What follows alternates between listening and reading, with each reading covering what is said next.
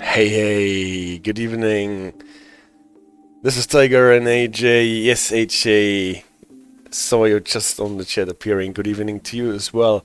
Welcome everybody to the first stream on this channel in the year 2025. It is January the 5th in the year 2025, and we are back with some happy train driving in Great Britain, and we are looking into something that I stumbled across when I was first looking into the Blackpool branches that I picked up on the sale last year, and I thought this actually makes sense to talk about it. I hope the game will manage. Yes, and here we are. Bling bling. There is no disclaimer, and I actually did not repeat it during the last stream, so as always we are talking about playing computer games. Don't try at home what we are discussing here, and leave the trains and the railway installations to the professionals who are actually much better qualified to deal with it than we are. And having said this, I will take you to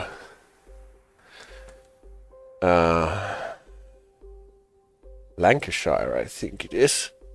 Blackpool to Lancs, I wrote in the notification because it's easier to memorize. And there are the Blackpool branches. Preston is a station on the West Coast main line. There has been gotten a lot of attention with the recent DLC, Preston to Carlisle, and here we have Preston Station, only a very small part of the West Coast main line, and we are focusing here on 3 branches more or less, or even 4 branches here that lead our trains to Blackpool North, Blackpool South. There is one little freight expansion to the north, and then there is a line to Ormskirk. And what is nice about the line to Ormskirk is that we have here some special form of signaling system.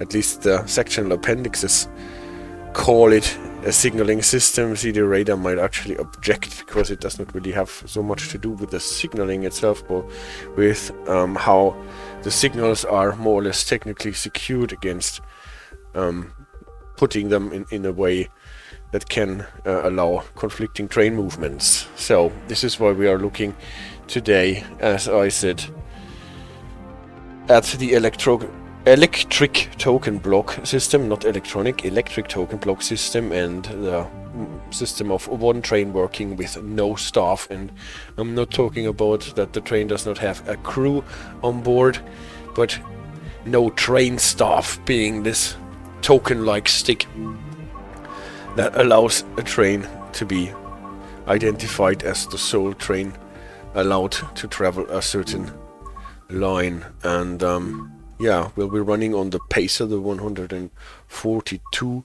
railbus, more or less, or is a rather simple rail vehicle, if you look at it this way, and a rather economical one. Does not have bogies, even single axles, diesel engines, a mechanical gearbox, but with auto-changing gears, so you do not have to switch the gears, unlike on the British Rail Class 101, where you have to change the gears manually. Here this is done for you by an automatic system, but you can still feel the switching points. There are actually 3 switching points that you can feel. That tells us that this is the old version of the Pacer that still has the mechanical 4-step gearbox with the automatic changing gears. I don't know if there is also a modernized version with a more modern gearbox in the game. So far I've only encountered the old versions with the mechanical auto changing gears. We have to switch on the Blackpool branches, and the first service that we do is a service that takes us from Preston to Ormskirk, or is the line where we encounter the electric token block system and the one train working with no staff. So let's get started with our train. We have a guard on board, so we don't have door controls here. That allows us to focus on setting up the train more or less manually. The only switch for safety systems that I have seen is that one for unisolating the IAWS. Then we have a switch for the lights, not distinguishing between night and day. A light for the destination. And since we're going to Ormskirk, we can put in Ormskirk here on our crank. Here it is. Let's see if we actually hit it, because it sometimes looks a bit weird, so we have to crank it back a little probably. It was too much. Almost. Just a easy bit. And then I use this key combination to go back to the rear cap so that we can put the proper announcement in our destination thingy here at the rear as well.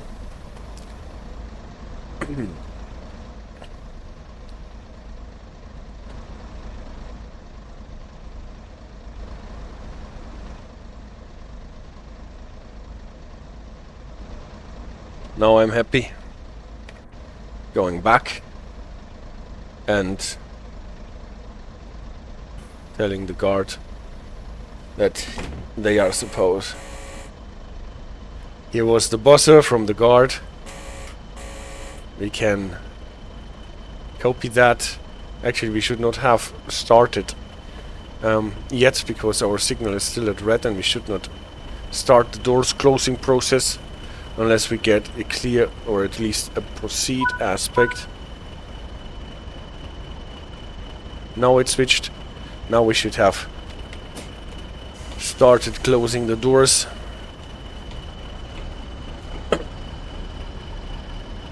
And now we're going to the US, as you can see. Now obviously not up south. More probably. More. And we see we can start with 15 here. Is that right? Looks like 15 until we are out of the siding. And then I will go to the chat. Ravens Lofty subscribed. Lofty, thank you so much for the subscription, and a good evening to you. Juniper is here. Hello. Why are the UK trains always so ugly compared to Germany? Do they not care about aerodynamics? Well, just look at the German trains, the German rail buses from the time. They look exactly the same, cardboard shoebox style. And I can't actually find that German trains are so much prettier than British trains. No. And ZD Radar, hello good people. Nice to have you on the stream. And AJ just put in the... So, there is 130 that we have to adhere to in our path. And then we can accelerate a bit more. Here was the first switching point in our auto changing gears.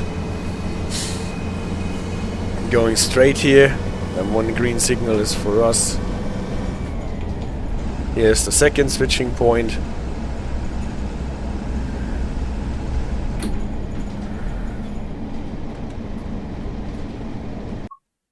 And we are through, so we still have some room, and then we are diverging 30-20. Now we are on the West Coast main line towards London. This is why we are up. And prepare for diverging though, because we are going to the branch line to Ormskirk. Juniper says, but good evening, did you have a good week? Thank you so much. Yeah, it was a nice week. We hid from the fireworks for the benefit of the dogs, but returned from our retreat in time. So all good. Tomorrow there is a bank holiday in Germany, and then it will, starting Tuesday, back to work. Double yellow.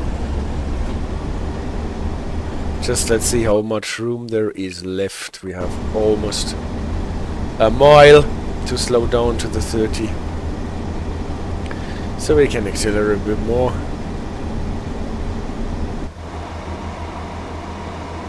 Actually, I find that this DLC earns a lot of credit for its scenery. There are many nice details. There are many houses that you can actually go into. Some signal boxes that you can enter.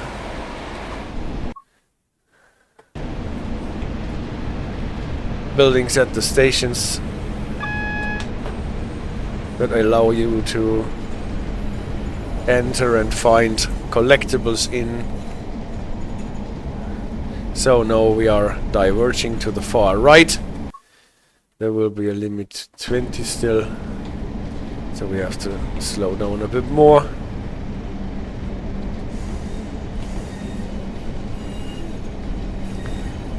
There are some interesting signs in this DLC as well. So we're going across the switch. This is where the 20 comes from.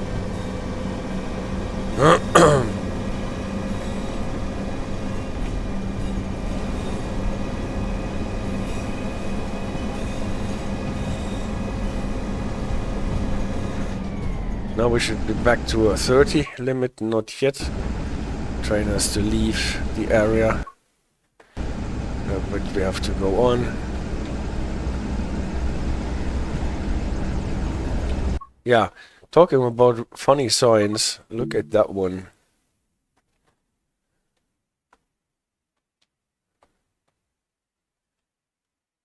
Anyone know this sign and what it's supposed to say? From what I have found, this is a sign that is indicating some yeah, safety switches like derails, like or spring switches that fall back into their original position. But what they are actually supposed to tell you here, where there is no switch far and wide, yeah, spring switch, you say, you name it. I've seen that in connection with a spring switch. But where on earth is a switch here? So probably this is one of those occasions where the sign survived the actual switch. Inspector, nice to have you on the stream. Happy New Year, everyone, he says.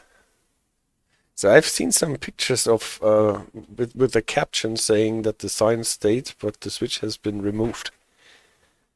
Maybe this is one of those instances.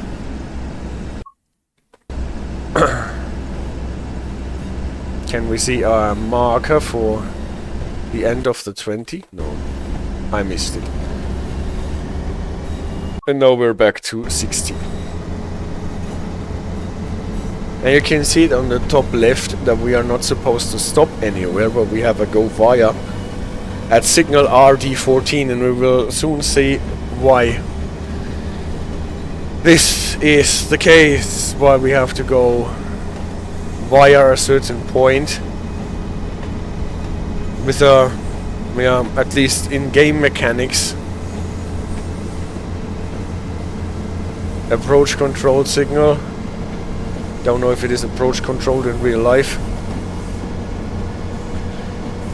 Would make sense, but I can't tell you. We will see a lot of this nodding due to the fact that our vehicle is running on single axles.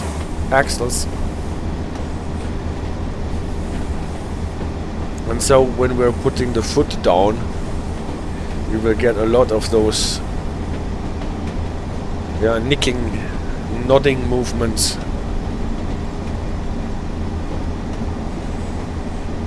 high seas today, suspect. Yeah, because we are woof, woof, just like going across the surf.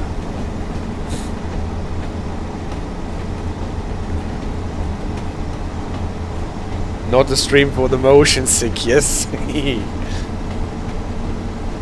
But usually it calms down after a while. It is when accelerating hard.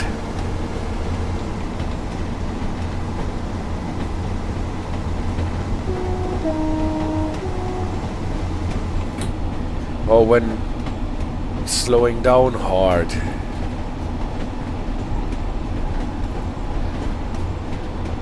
Oldish whistle board.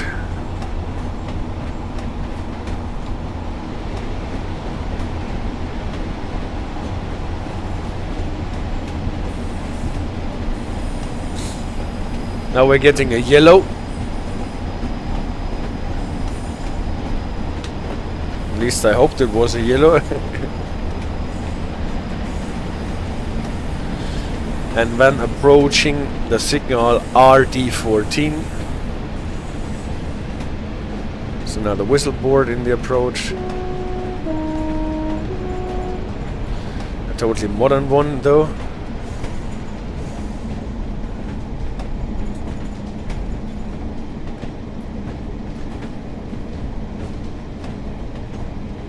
That on the right sometimes looks like a red light, but it is actually the red warning sign at the level crossing, instructing people what to do when they want to cross. Look at that.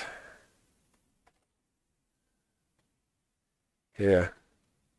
Stop before crossing with vehicles or animals. Use phone to find out if a train is coming.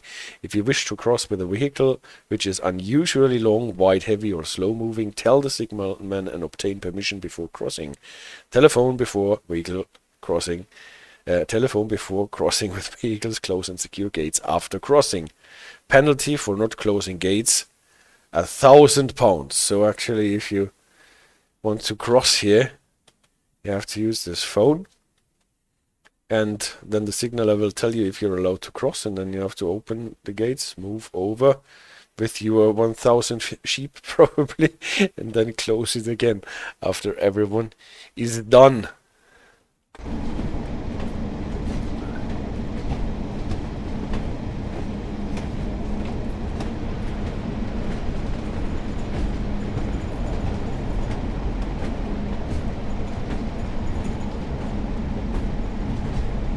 So, now getting closer to our signal. We can see at this point already that it is red.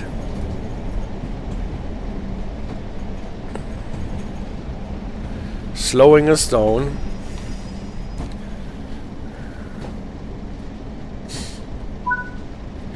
We slip through, and at least the game mechanic sets our signal to green now, and we can go on. So why did they slow us down? Because we actually have to stop here at the Midge Hall token exchange.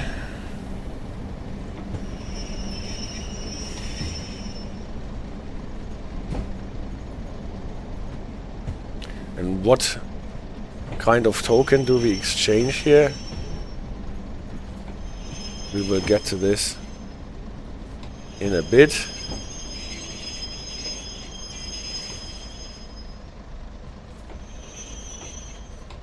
We actually stop here. Get up.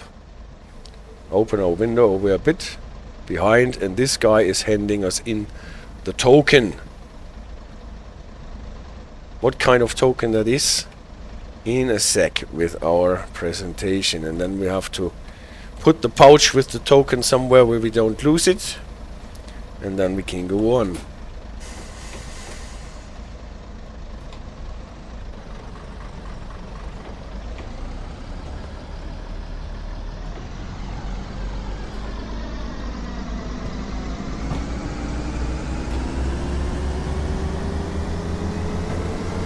Should be still a 70 even.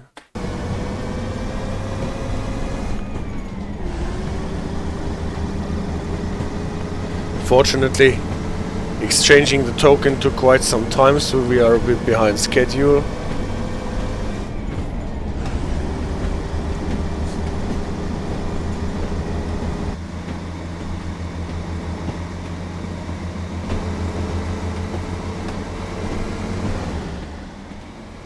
The spacer here comes in a variety of like 5 or 6 different liveries.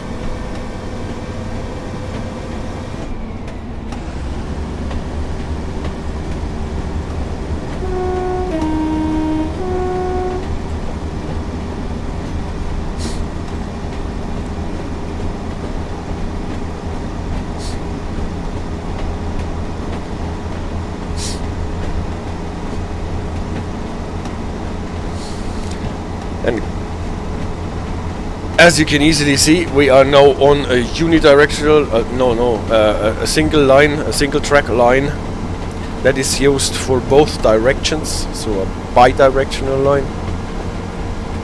And this is why we have the token, and we will stop at Croston, which should be just a stopping point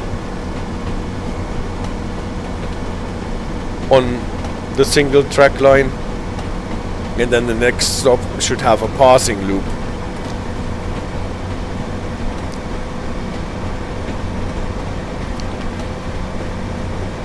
And in my understanding, we return our token at the second stop from here when we go on towards Ormskirk.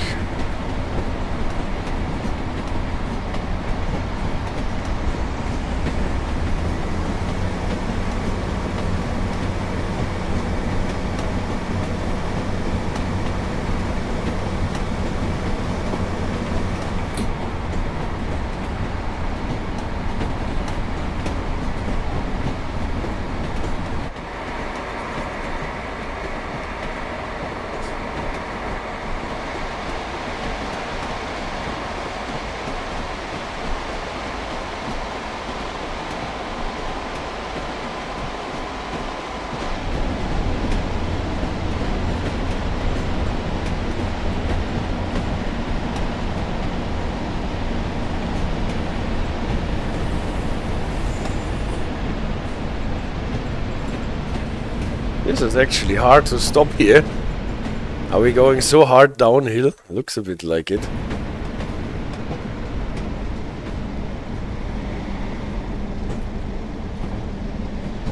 And even with Westcote brake number 3, we're hard put, and the problem is that our train is so short that those stops are easily missed. We didn't go until the stopping board, though. For some reason, car stop.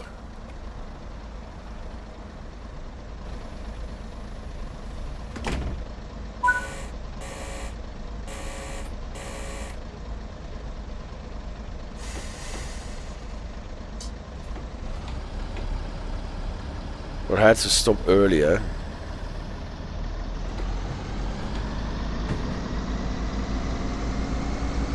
So, and as I said, this was just a stopping point on the single line. So no way a train could overtake, pass, or come from the opposite direction. We just have to go through this bottleneck. And at Rufford there should be 2 tracks, like a passing loop.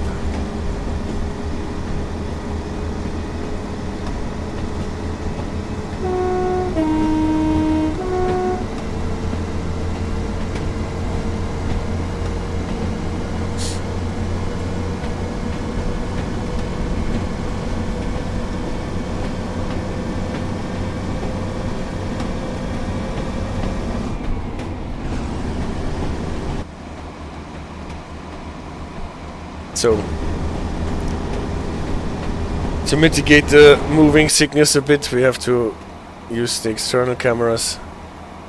See how those 2 cars are actually moving against each other.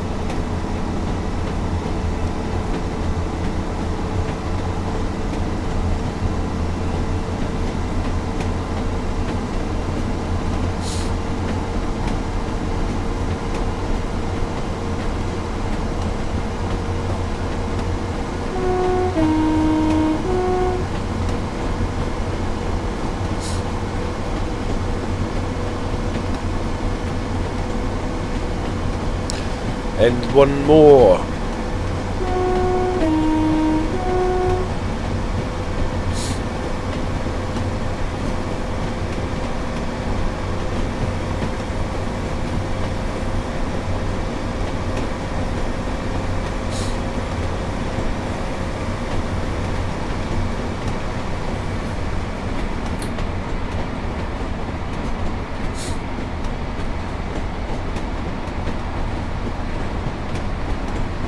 See, the semaphore caution signal is on.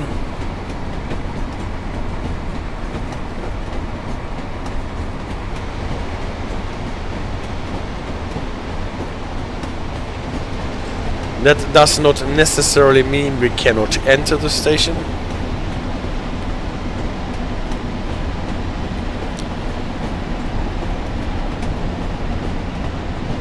It can also mean that we can enter it, but not exit.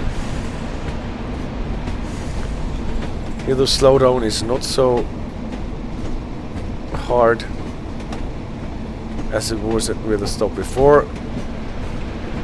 Upper quadrant, home signal. Home signal is allowing us to enter. We have a limit here too, whatever. 15 actually. Oh, we should have slowed down a bit more.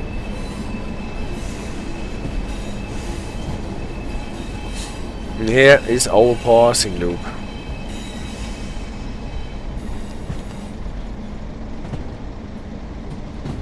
Rufford level crossing with gates that are actually blocking the way for the cars. Starter signal has switched to green by now, but nevertheless we have to stop before we pass on.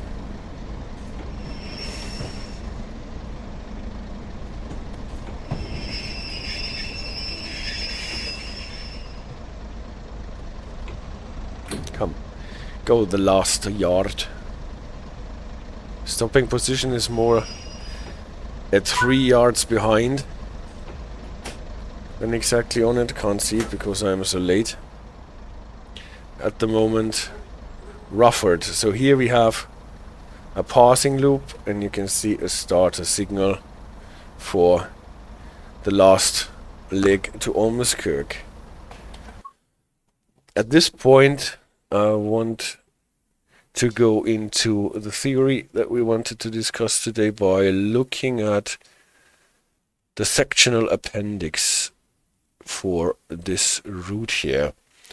And the sectional appendix is a very big document issued by Network Rail, the infrastructure manager, and it gives you typically a description of major features of the tracks and lines, and especially it tells you what kind of a signaling system is used. At least they call it a signaling system.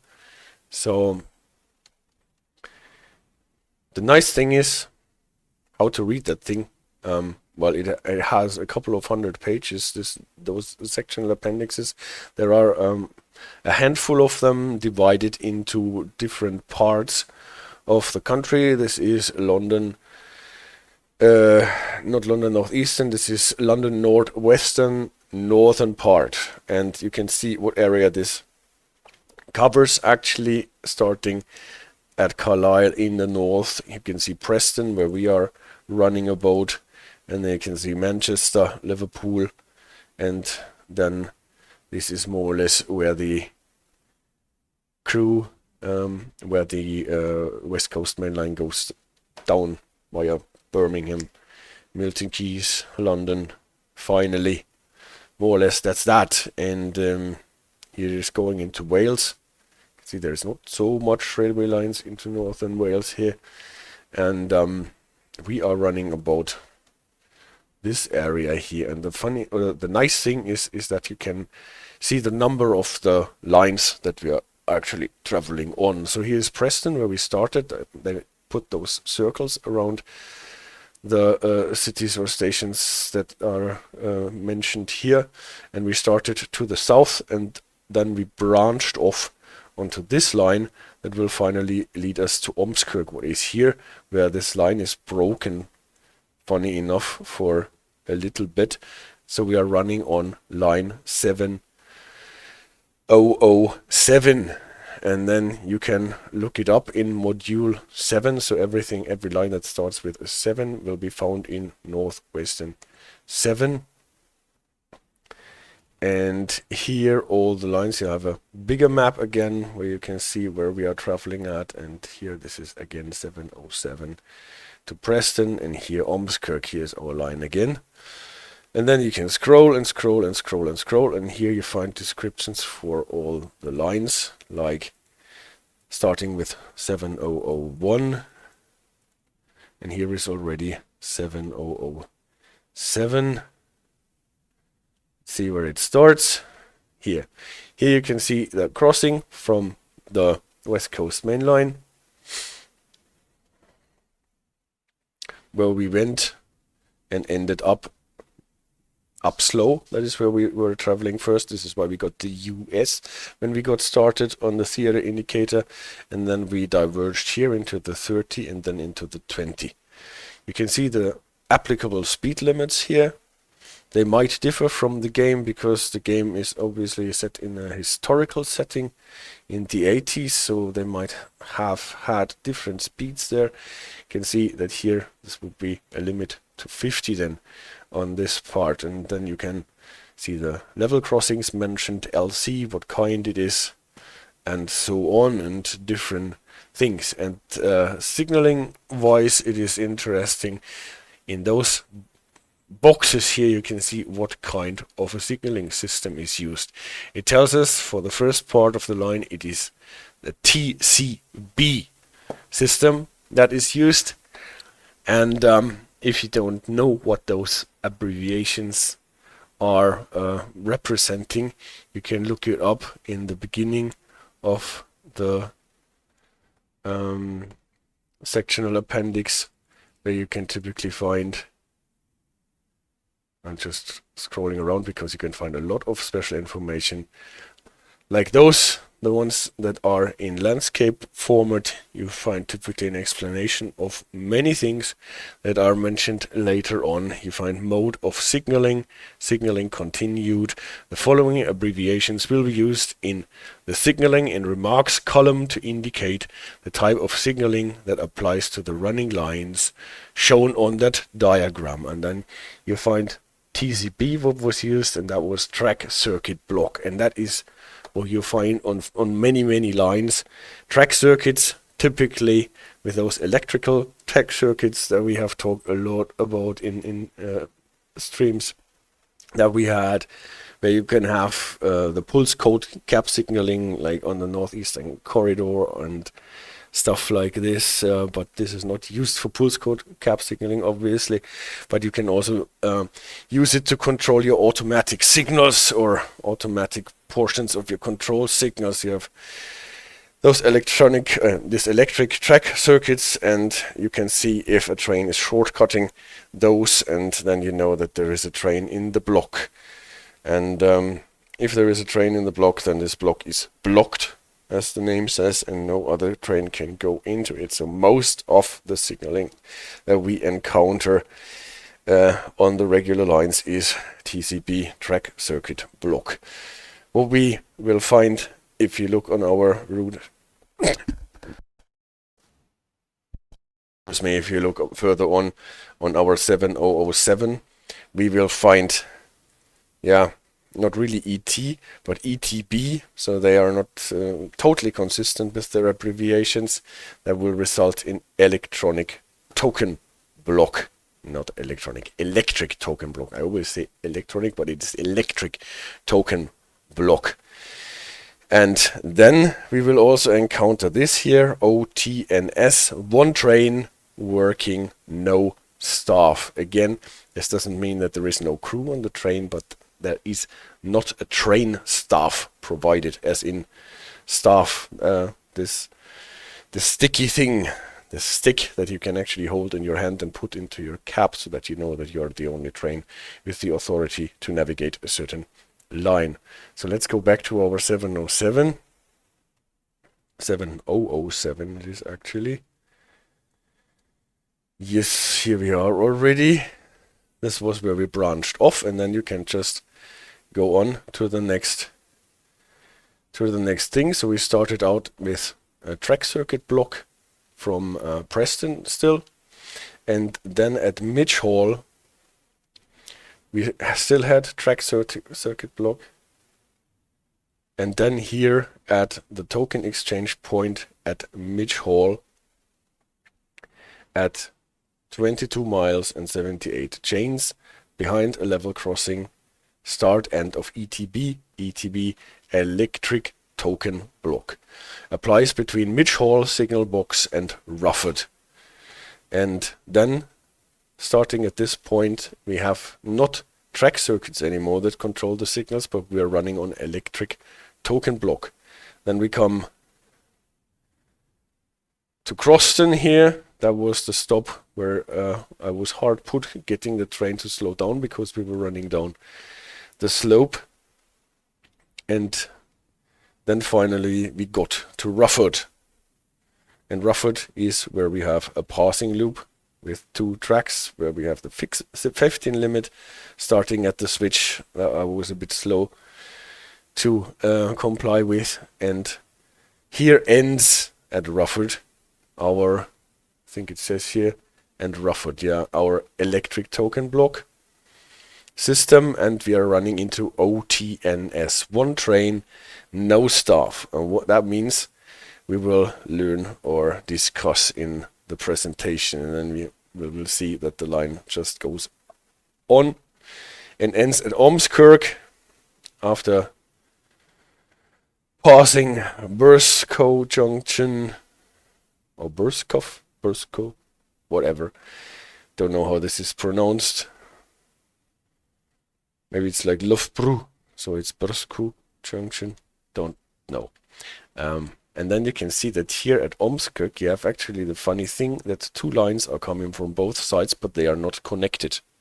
So to from Aintree is a different line that ends here.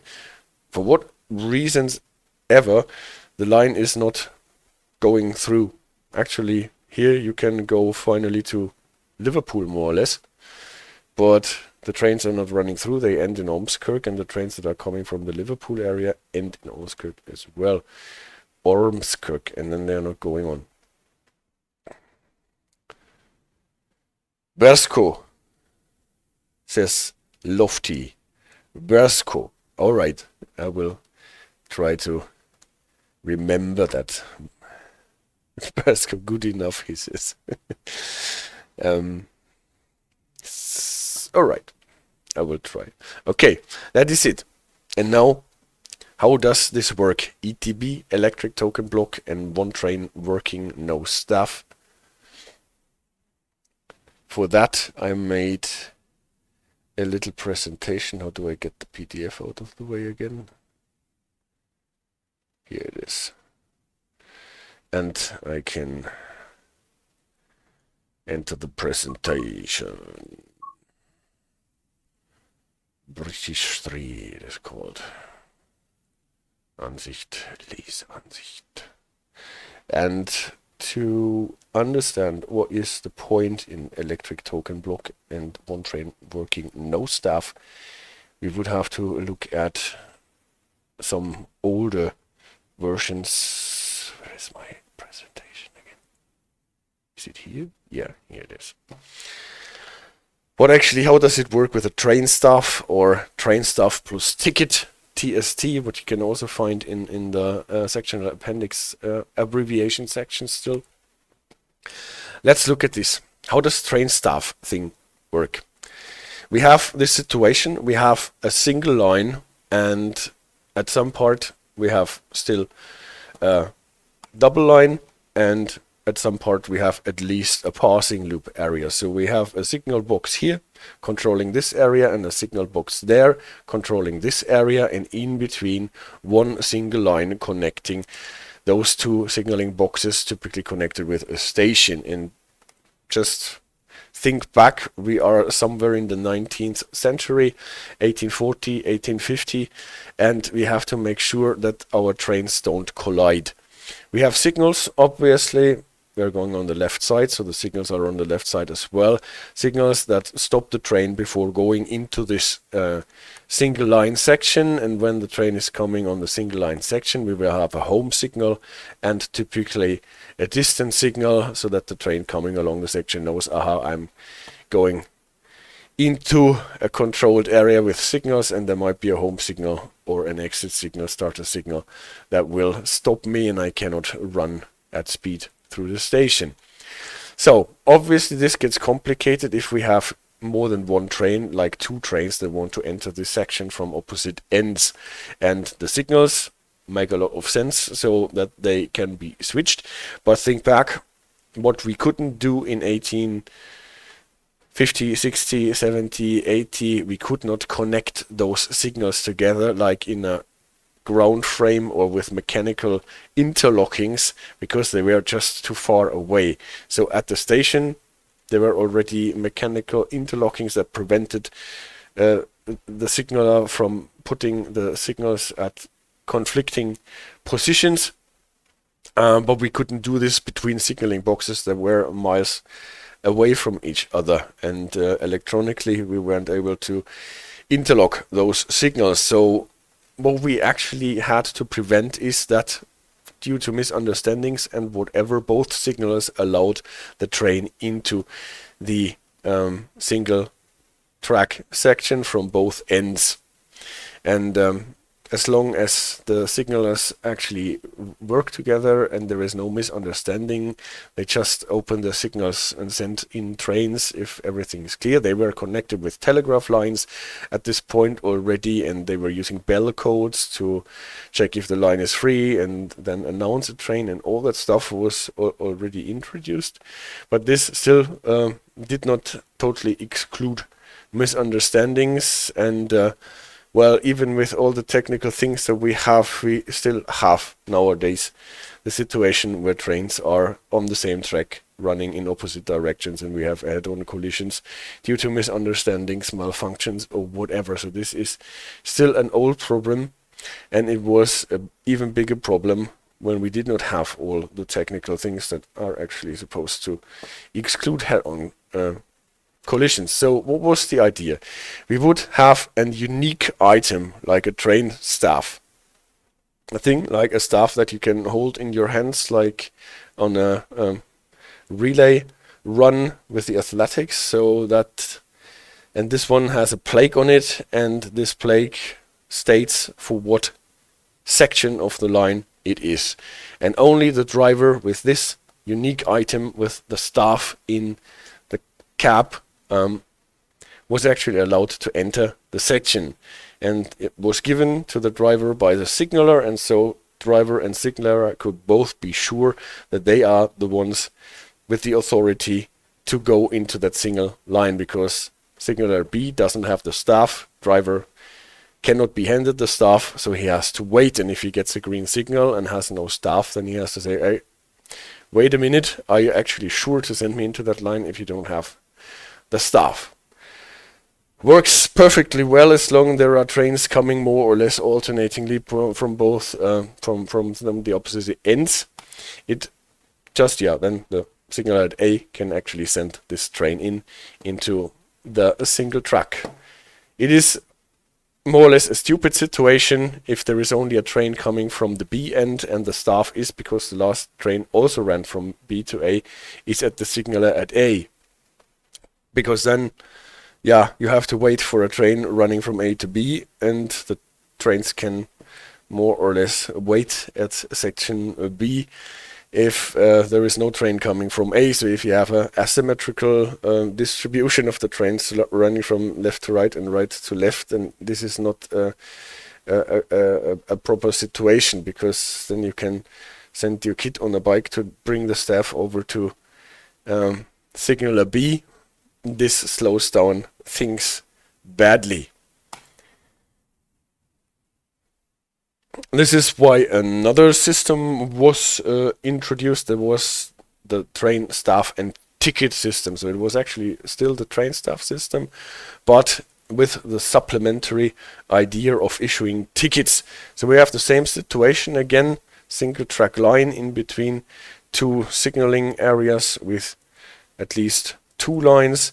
And if we have the situation that we actually have more trains coming from A to B than in this length of time are coming from B to A, if the signaler actually has the staff here, then it was possible to give the trains tickets, like a bit like a written order, train order, stating you can travel this line from here to B, and to prove that I have actually the authority as a signaler A to send you into this line, I show you the staff. And there were sometimes you can read that there were even provisions that the driver had to touch the staff or something like this to make sure that the signaler has the authority. But the signaler kept the staff so that he was able to send out one train. The train was away, obviously the signal was back to red, and then after a predefined period of time that gave the first train enough time to travel the distance or be out of the way, the signaler could send the next one, even with a ticket again. And only the last of a couple of trains that were supposed to run into that direction successively would be handed the staff, and then the staff would travel on the last train to signal box B, and then signal box B was able to send in trains. So with an asymmetrical distribution, this relieved that a bit, and it prevented head-on collisions, because as long as the staff is at signaler A, signaler B cannot send anyone, because even if he hands out a ticket, the driver can't see the staff, can't touch the staff, and cannot make sure that B issued the ticket with authority. Inspector says, TST sounds like an accident waiting to happen. I mean, the original idea of the staff is that there is only one, right? Yes, well, it prevents head-on collisions, but what it obviously does not prevent is that the trains that are running from A to B are running into each other, because one train is stopped on the way, fails, stalls on a gradient, loses vehicles, and so on. So there is no protection against that. We can protect against head-on collisions, what is quite good if we don't have a head-on collision, but we cannot really prevent that trains are running into each other. We have to wait a certain time, but then the next train is sent into it. And it was, I think, 1889, where there was a big train disaster in Armagh in North Ireland, where a Sunday school excursion train, I think I remember that correctly, was sent with a ticket. I don't know if it was a ticket system, at least it was a situation where we did not have blocked. There was maybe it was only a timetable only system at the time, so a train was sent from A to B, and with a quite underpowered locomotive, and they stalled in an incline. And the train crew developed the unfavorable idea to cut the train in half, leave half of the train on the incline, and take the front half of the train to station B, then return with the locomotive, pick up the remaining cars, and get them to B. In a second run, the problem was that for a couple of unfortunate reasons, the second half of the train that was supposed to be left on the track actually ran downhill, so it was not braked enough, so it was not standing and waiting in the incline, but it rolled backwards, and then there was no stopping those cars and colliding with the next train that was coming along, with disastrous effects. So that was a thing that was the reason, from what I have read, to prohibit all systems like this and to introduce block working, so that you cannot send in a train into a block that has not been cleared. Obviously, if the cars are running back so far that they are coming out of the occupied block to the train that has stopped there, it is still not necessarily a guarantee, but well, at least you get a warning and you're not running into those tracks. The inspector says, just recalling that UK trains used to have not so strong headlights and signals at the time. Yes, that's true. Also not necessarily lights at the end of the train, maybe. Whatever. Well, this disaster had a couple of problems, like they did not have automatic vacuum brakes on the trains, but they were braked with brake vans then in this incline. They did not have scotches to stop the wheels, and also the locomotive, when they tried to start the first half up the hill, rolled backwards a bit and bumped into the rear half of the train, and this all did not work in the favor. From what I've read, they also locked the passenger cars from the outside, what is also not a good thing to do in a situation so that people cannot actually open the cars that they're sitting in. Yeah, you can learn a lot of things from accidents like this if you read the accident reports and the proceedings that happened after that. But this actually is more or less put an end to the systems without block working, right? And but we need to know those systems to see what the electric token system actually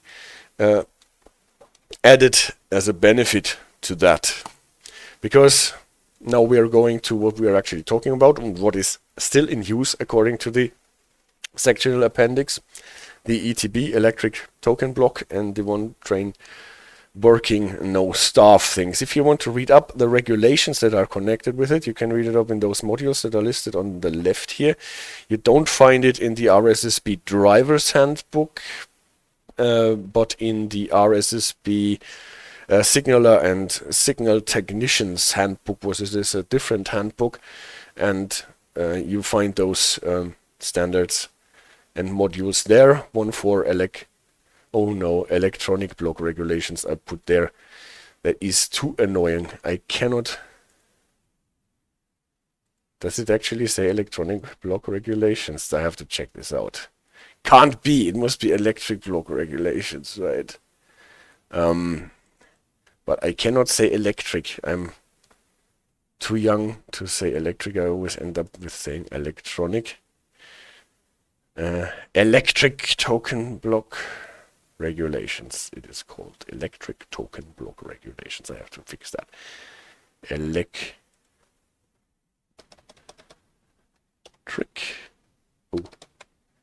Electric token block regulations. Electric. It's hard to read it on the side, but it should be enough. TS4 it is, no? I hope it is. TS4. Yeah, now we're back on the track.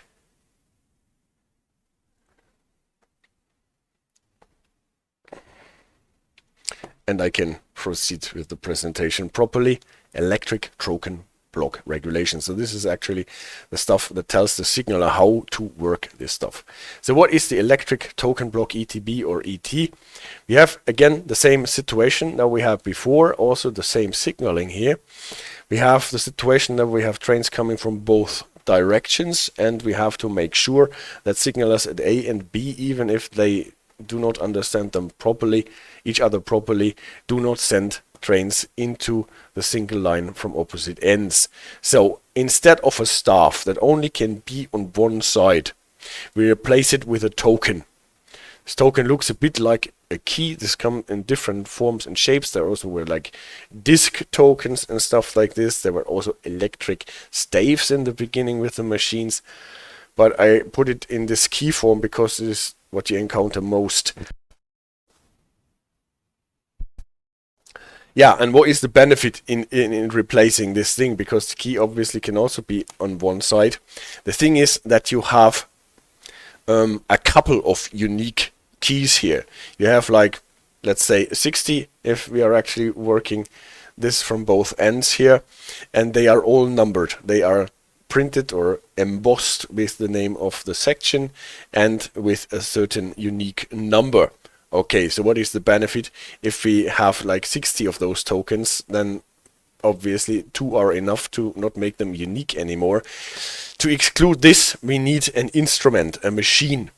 If you look up pictures of that on the internet, it looks especially a certain machine that was invented by a guy called Tyre, written like tiger without the G in the middle, and he had a machine like this that has those slots to enter those keys. Like you put it into this hole on the top, and then you can move it into those different holding slots where those keys can be held with those ring as a handle poking out of the machine.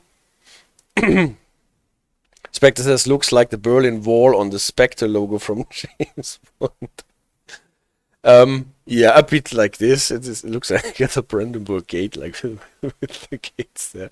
And typically they also come with a dial that allows the signalers to communicate with each other. And this button here is actually a plunger. So this thing is called a token instrument, and you can store the tokens in it. So those things are several tokens that are setting in here. So this thing that they can see is that ring part here, and this key part is in the machine. And also the signaler at B has a machine of that kind, and those are connected with an electric line, typically a telegraph line. So those two machines can communicate electrically with each other. And they have an electric lock and a plunger. And the benefit of this is that you can lock in your tokens with this electric lock. And if those tokens, all of them, all 60 of them, are in one of the machines, so that it is secured that all tokens are in the machine and no token is out, then the thing is in phase, I think they say it. And then it is possible that the signaler on one end pushes the plunger, and this opens the electric lock on the instrument on the other end. At least this is the installation that you can read up in those regulations here. And then the signaler at the receiving end, the one that did not push the plunger, can remove one of the key tokens, turning it around a pin so that this machine knows that there's a token out of it, signaling to the instrument on the other side on a dial that there has been a token removed. And then the token is removed, and then the signaler can hand the token to the driver. And as soon as the token is removed, the electronic lock is activated again. The machine is out of phase, and then pushing the plunger does not do anything anymore. So that only one token can actually be taken out of the machine, and then the electric lock makes sure that not a second token is taken out of the machine, not even if both push the plunger or whatever. The only thing that gets them back into phase is if at the other end the driver hands the token to the signaler and the signaler puts it back into the machine, and then the machine is in phase again, and then pushing the plunger allows the signaler on the opposing end to remove it. That is a bit the idea behind the whole thing, and there are different machines over the years and different protocols how to handle them. Sometimes they had to push the plunger on both ends at the same time to make it work. But what you can read in this electric token block regulations here that are still in force nowadays, it is the idea that the signaler on the opposing end can push the plunger, and then the signaler at the receiving end can take out one of those. Like here, I've taken out one, plump, and then it can be handed to the driver, and the signal can be set to green, and then the driver can be sure that no token is issued on the other end until the token is replaced on one of the machines. And obviously, if you have a situation where in a certain period of time you have more trains running from A to B, but then in a different length of time more trains are running from B to A, then you have with 30 tokens on each side enough leeway to handle this. Works like this if over a longer period of time this is equaled out so that an almost equal number of trains is running in each direction. If not, there are special machines where you can take the tokens out of the machine and put them in a car or on a train, and bring them to the other end without setting them out of phase. But we don't have to look at this point. So that the driver does not lose the token, and for making it easier to handing it out to the driver, it was typically put into a pouch with a little window in it so that the driver can actually see that there is a token in, and not that the signaler just put his old salami in it, but that is actually the token for this line. And there is a hoop so that it can be handed over. So if you see pictures of tokens being handed over, then typically you see this pouch with the hoop. And this hoop in former times at least made it possible to hand out the token without the train having to stop.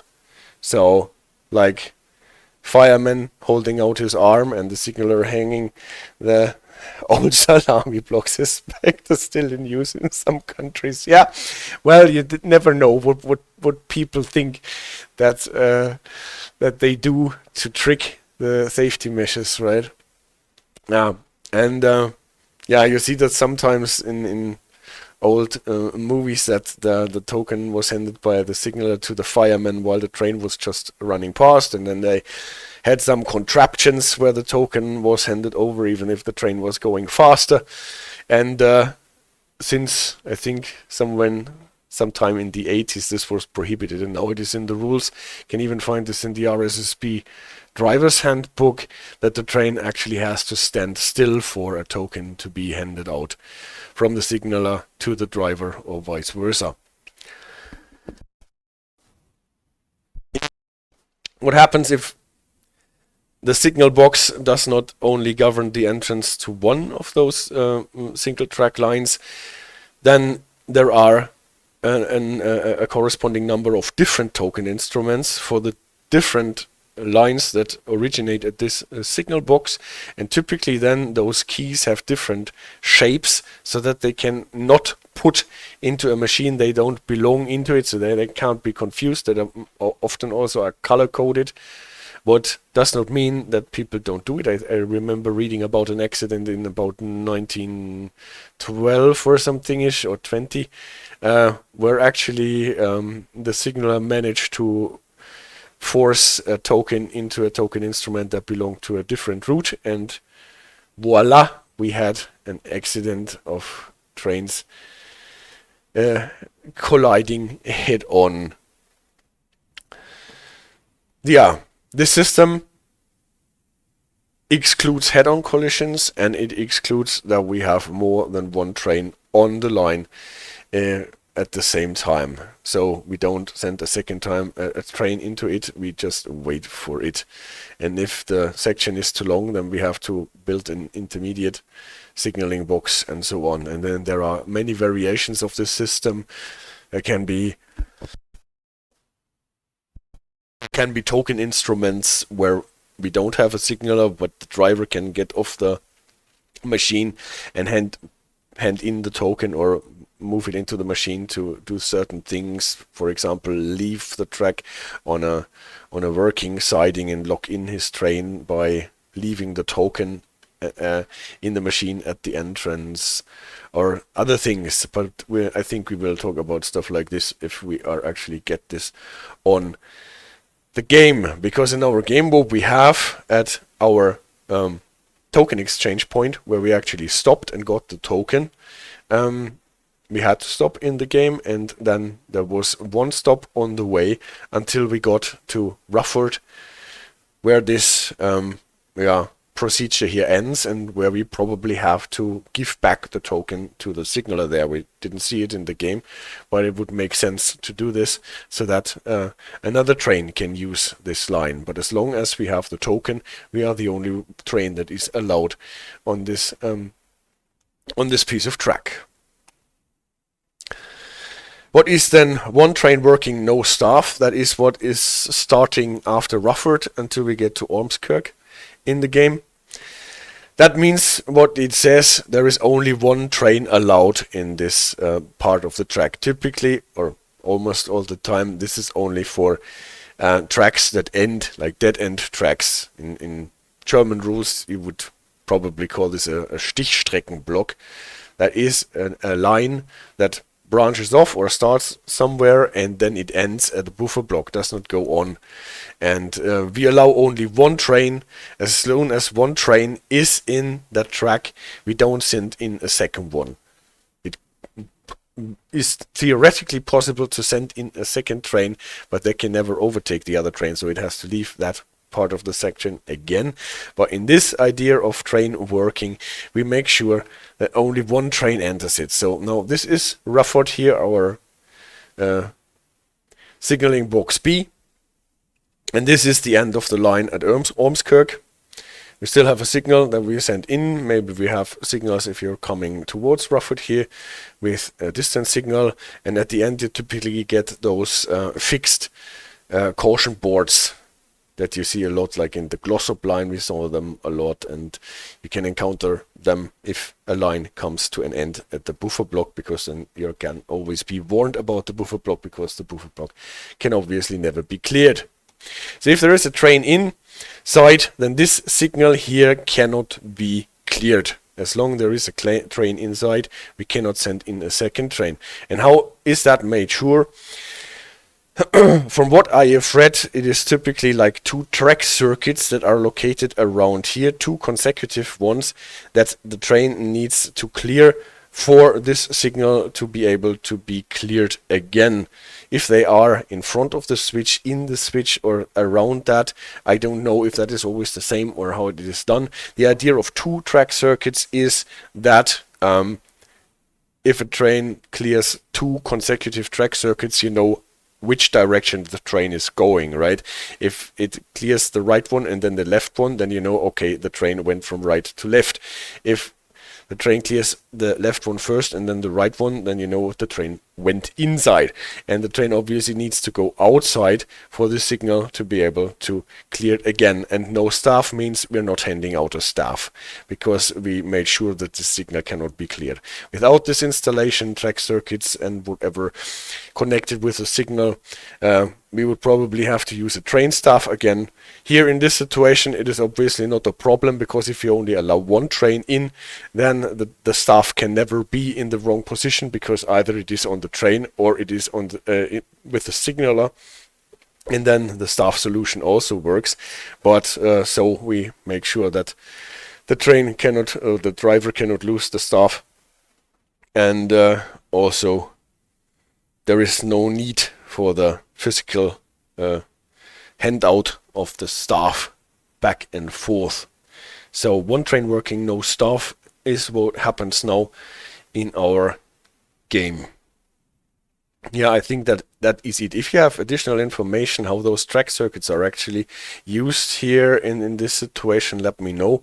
I think it makes sense to place them more or less shortly before the switch, because then the train is out and you can physically see whether the train cleared the switch or not. If you put it behind, it's probably not so helpful. I think also that in our situation here we don't have electric track circuits, but we have axle counters, because with all of the TCB sections that go to Blackpool South, for example, or even Blackpool North, we have axle counters instead of electric track circuits in the track. That means that at the entrance of a block, the number of axles passing is counted, and also at the end of the block, and then you know whether the train has left the block again completely. What is nice to know that the train did not leave any cars behind. Yeah, I think that is what I wanted to tell you about those systems, and they are oldish systems, but still in use, from what you can see from the sectional appendix, on secondary lines, not so important lines like this one here to Ormskirk, the 7007 in the northwest.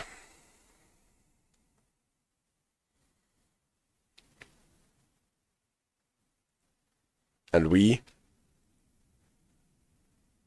can go back to the game.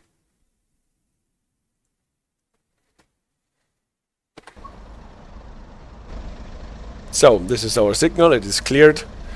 We have probably handed back the token to the signaller.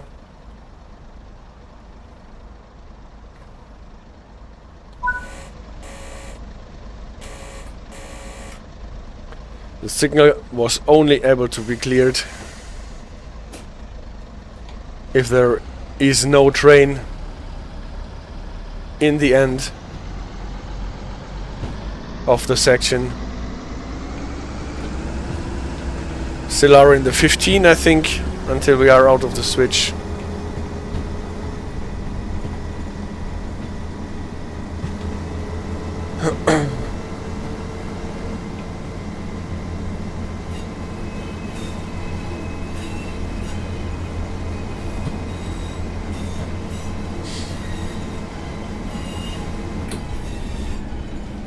Then we can go 70. So, train is in.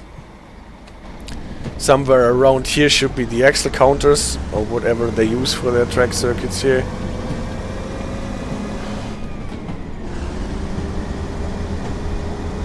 And now the signal is locked. No second train can be sent into this section until we are out again. Oh. Significantly over speed limit? Well, this might be before the stop, probably. That was before the stop.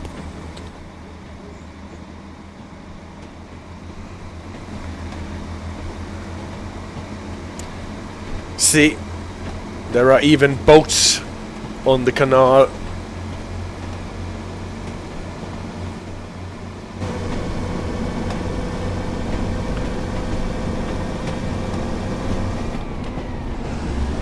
Burscough Junction, we have to stop. Train is rocking wildly again.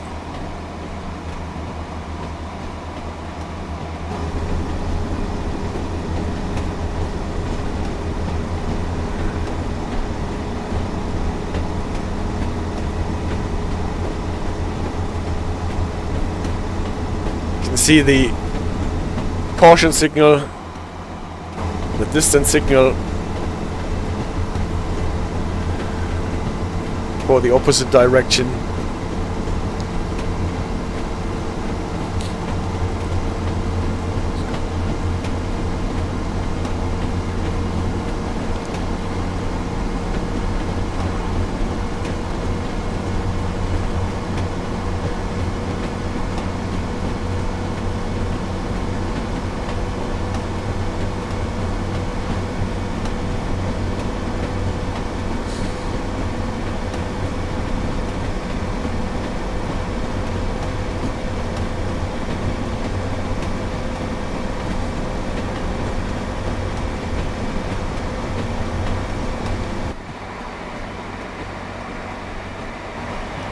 Sheep.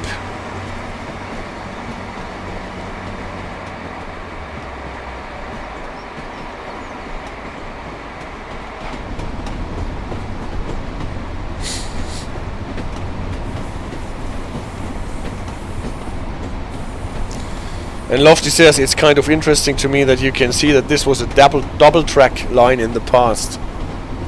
Yeah, that is also cool that you can still see this in the game.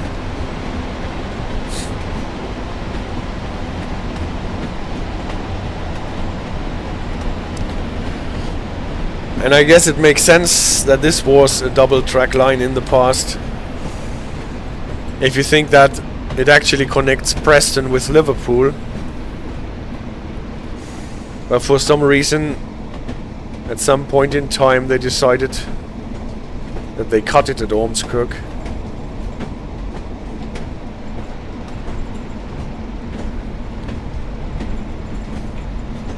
It's also quite a long platform here.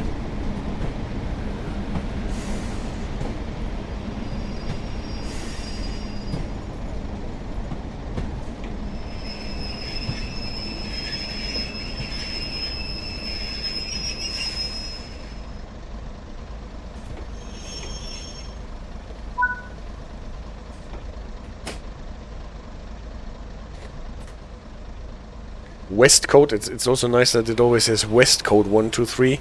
We talked about Westcote brakes when we talked about the early EP, electro-pneumatic brakes that run on 3 wires, I think.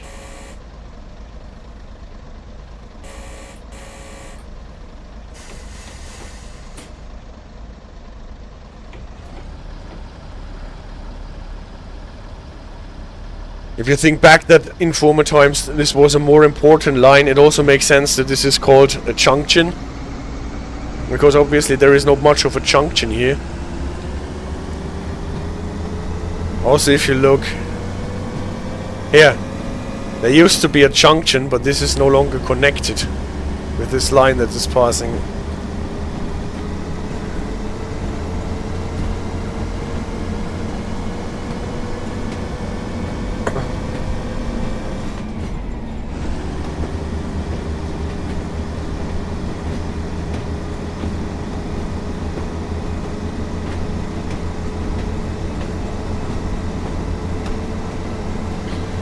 And the next stop will already be at Ormskirk.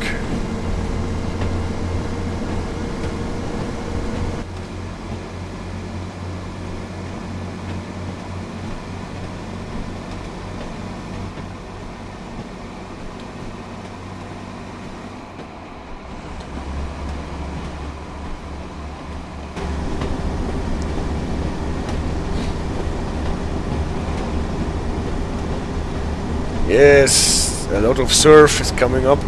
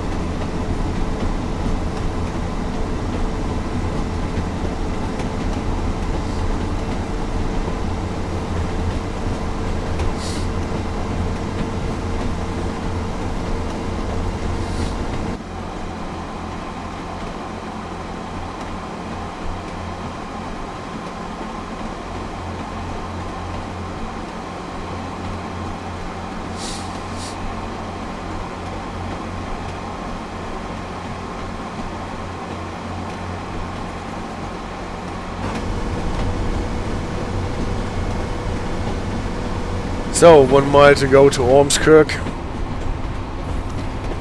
We will have to slow down again. I think it is also 15 at Ormskirk. There was already a limit to 60. Here is one of the scarce AWS magnets. Here was our permanently on caution board.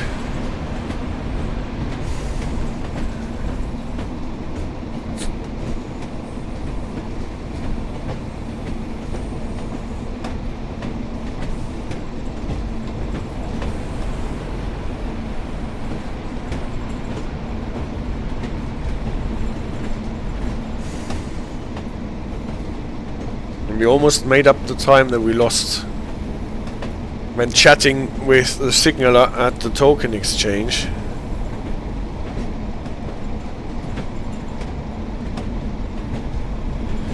Because Hank wouldn't put out his arm to pick up the token while running. No, it was totally within his rights. He is already the 15 and I'm late again. So here you can see the line is actually going through, and we have to go on the switch to make it to the buffer block at Ormskirk. With this interesting church here.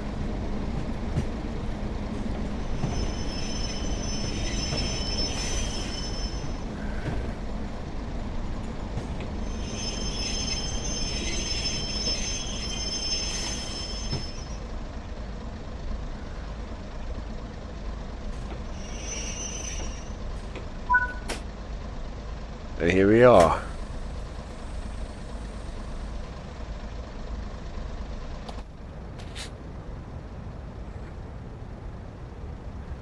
Welcome people to Ormskirk. Our line ends here, and you can see that the line from the opposite end is also ending here. It's an electrified line with a third rail, while ours is a non-electrified line at all. This is why we are running those diesel vehicles on it. And if need be, we can actually get from one line to the other. And then we would go towards Liverpool. Or at least the Liverpool area. But look at the nice scenery. I'm really happy about what they did to the scenery, and you can enter the station building. There is a collectible waving to you. Even those ticket booths are not just textures on the windows, but you can look through them. There's not so much happening. You have the old passenger information screens that actually seem to work and show the correct trains. Spectre says, I may be nitpicking here, but is the through line not a safety risk with the one train concept? Maybe. Maybe they have to make sure that this switch cannot be operated at all. It is a switch maybe that is locked and can only be unlocked by removing a safety seal or something like this in the signaling box. I guess there are precautions for that. But you're probably right. You're probably right.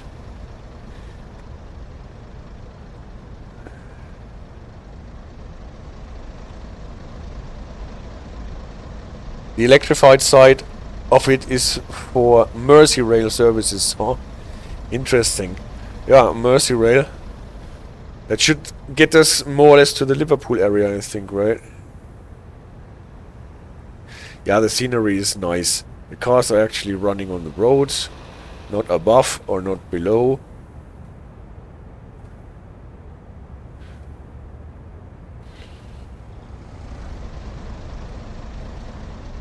So beautiful. And then what is also beautiful is the part where you can close the doors as a guard.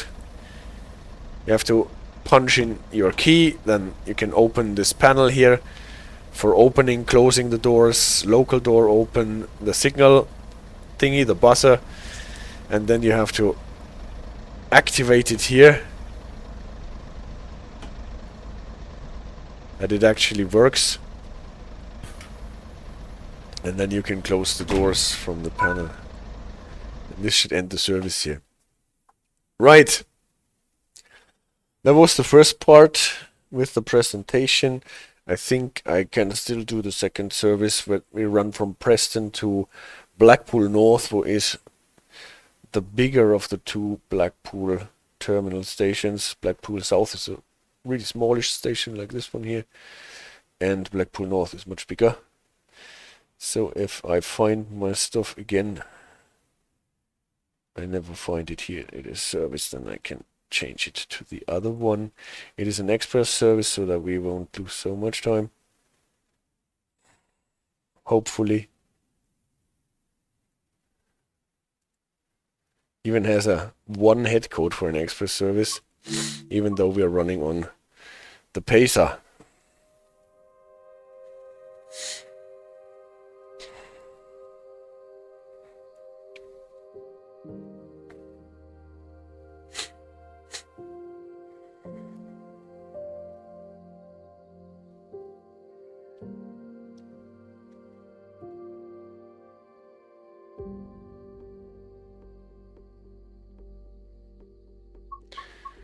Let's find it.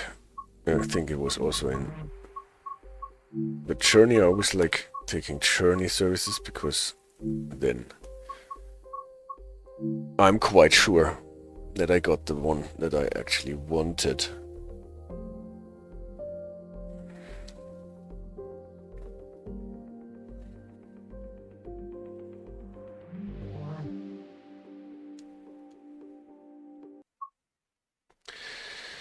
So, let's have a quick check before we started. On our map, you can see that this is Preston station. This is the part of the West Coast Main Line. This part is going to London. This part is going to Carlisle. And we just went here, the 7007 line, with the not more existing junction at this point. It got us to Ormskirk here. If you imagine it, Preston, and somewhere around here would be Liverpool, where the Mersey rail services would take you to. And we branch off the West Coast Main Line here in Preston again and go past, oops, can I see it? There is no marker for what station that is. Bumpy. And there are two branches here. This one would take us to Blackpool South. Is also most of the part a single track line. And this one here goes double tracked until we get to this junction, Poulton-le-Fylde. And here goes that little line to the north, but is only a freight line if you look it up in the sectional appendix, and I think there are actually freight services running in the game here. Without AWS, not secured, only a very small freight line, and this is the branch that takes us to Blackpool North. So here's Blackpool, here's North, here's South, like tongues coming from both sides. Ormskirk, Preston, and that is the DLC. And now we're going a fast service to Blackpool North. You can also see the original form of a Morpeth board there.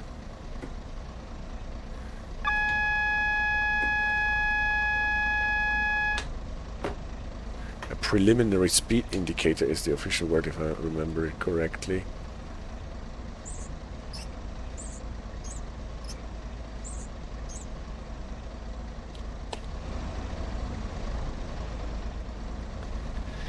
Lofty says, yeah, it's a pacer that is not that fast a service, but it has a head code number 1. We are an express service.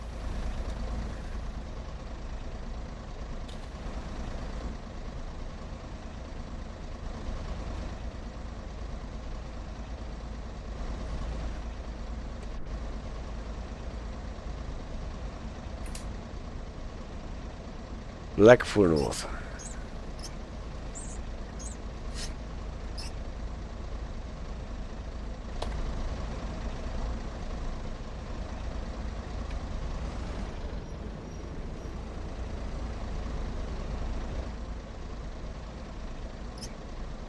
Huddersfield, Blackpool North. Still not happy with it. Now I am. We still do not have a green light, so I won't allow the guard to close the doors.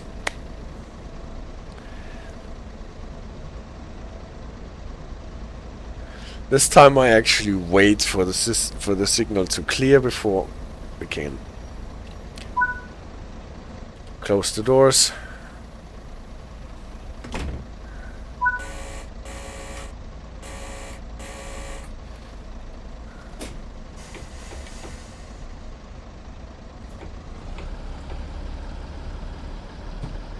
I think 35.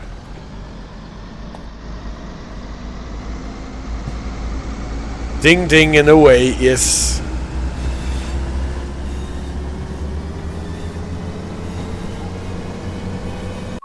Let's check, yeah.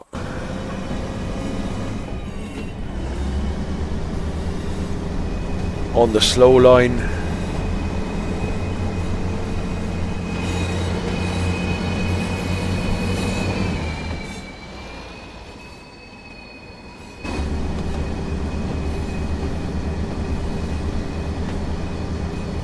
front of this impressive church. Saint Walburge, I think is the name. A Roman Catholic church, if I'm not mistaken. We will branch off to the left. Oh, we already know we are not out of the 35. Then this won't change until we branch out. The Spectre says, I wonder whether the German pace of the Schienenbus will appear anytime in Trains in the World. Yeah, then we can ask Juniper. Ravensloft did 10k points, only 90k to go. Points for what?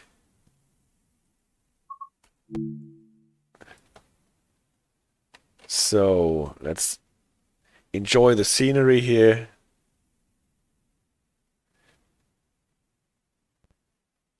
Making you play with the full... Ah!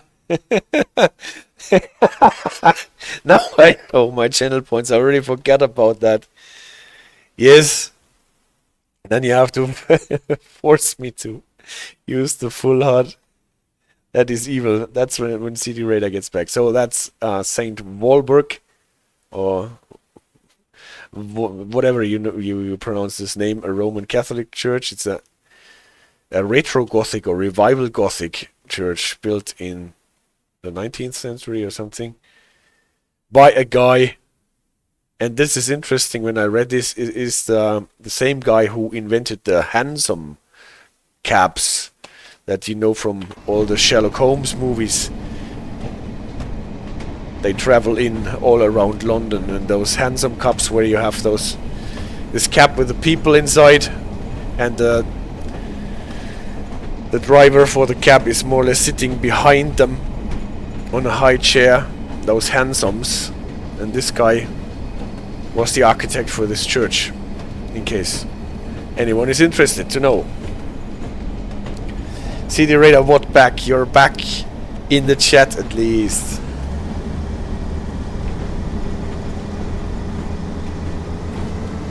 I don't doubt that you ever left.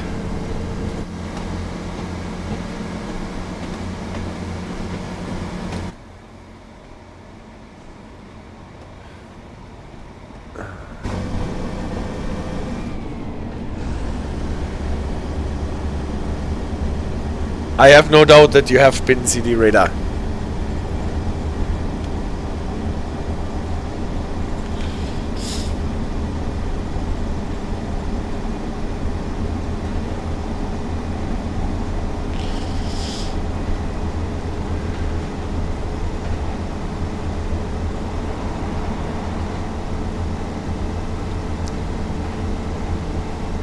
Here they're building the road anew.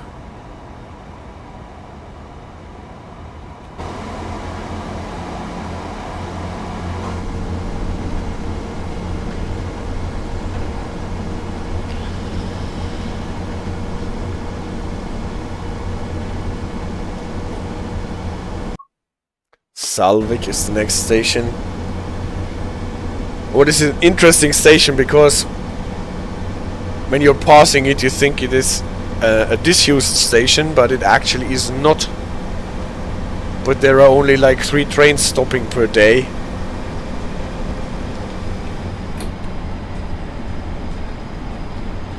At Salwick.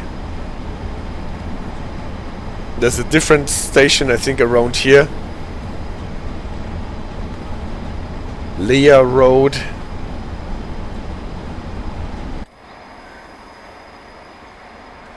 But this has been removed in whatever 1938 and not reopened, unlike Salwick. Juniper says with these trains it's like they took the IC wagon and decided to make a driver cab at the other end, but they did not make a nice Steuerwagen. Instead they just put the seat and pedals right at the back door and called it a day.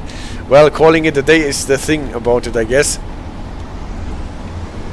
You get quite cheap vehicles that do the trick.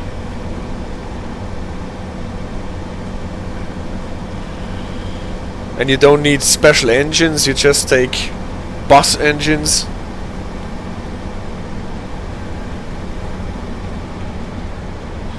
And you have your commuter network.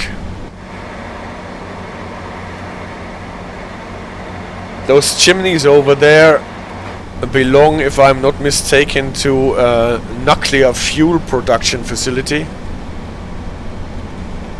Springfields at Salwick.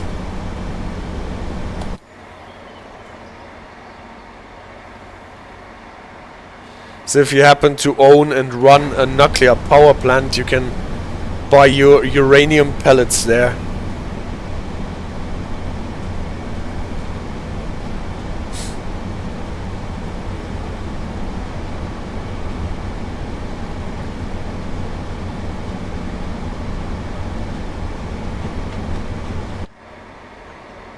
Yeah, that's all this huge compound. Germans and Austrians like nuclear power. Well, yeah.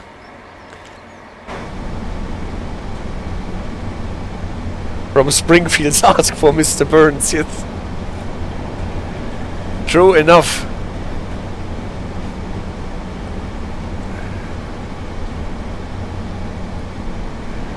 One thing, this is Salwick. The station. Juniper says, I saw once on the road a truck carrying the big concrete blocks they put the nuclear waste in.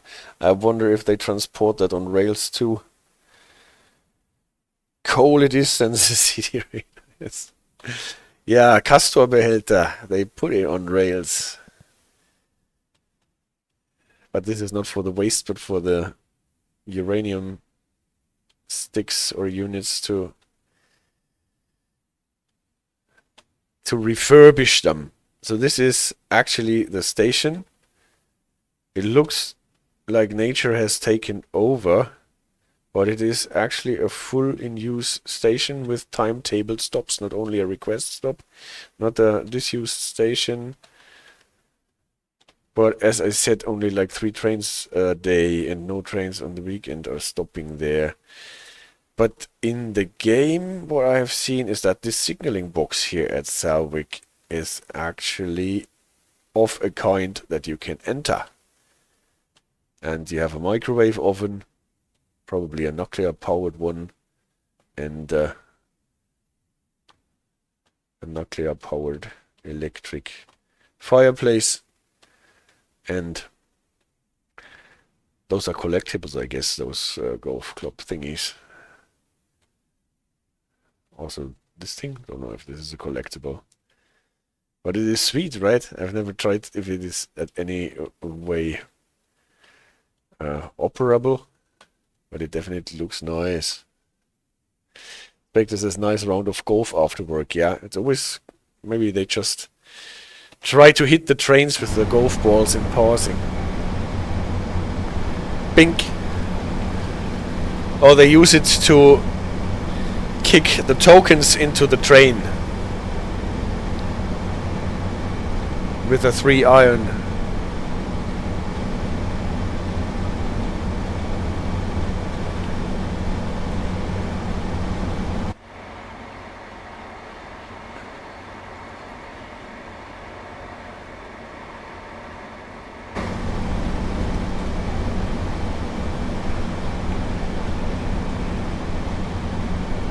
That's it, says Spectre. The 2 trains go in the same direction. Get the driver. Tick.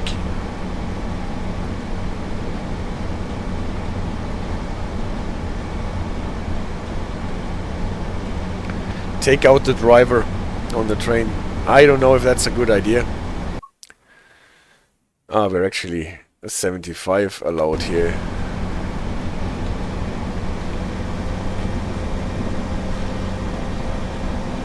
That is maximum for us. Max speed 75.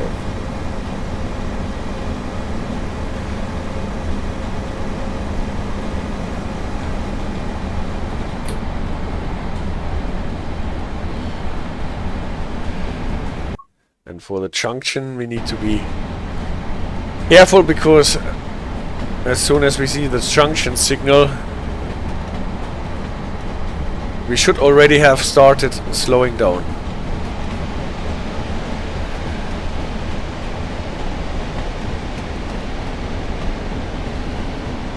But I'll be slowing down for 30.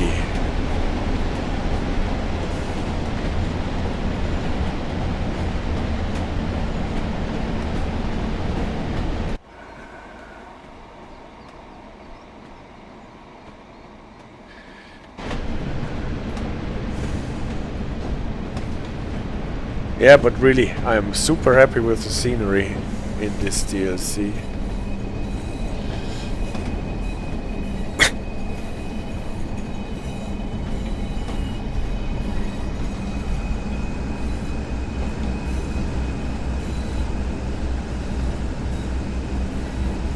.40 from here. So this is the junction where to the left you can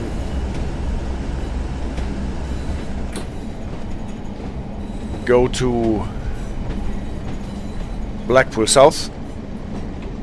The station, what's it called again? It doesn't say. As a double name.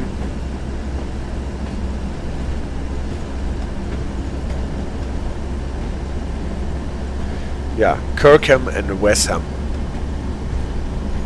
Wesham. Kirkham and Wesham, maybe.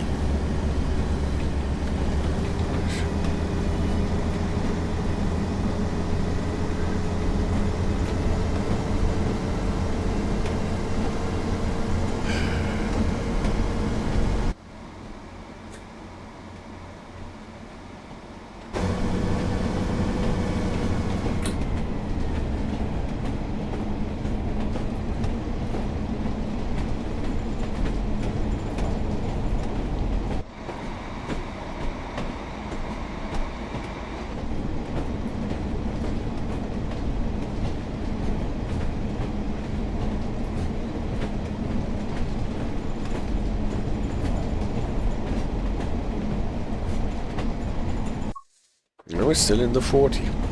Because we have to go across those switches again.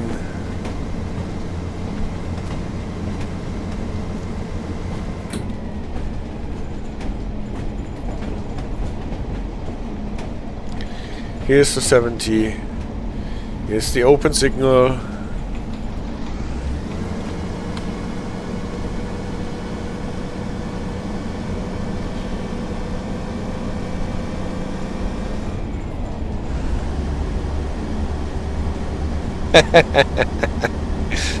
Lofty to suspect a little late joke, but it's called the driver's reminder appliance. If the signaller is using his bag of golf clubs to shoot him a ball to remind him to slow down for the junction.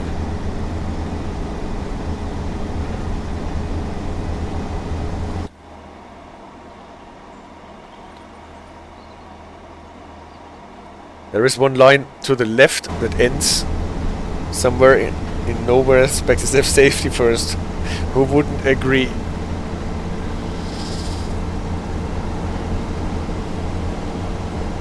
There is the intercity coming from Blackpool North.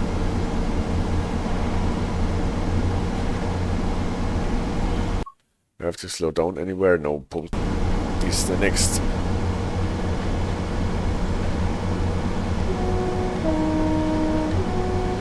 Old-fashioned whistleboard with a big W.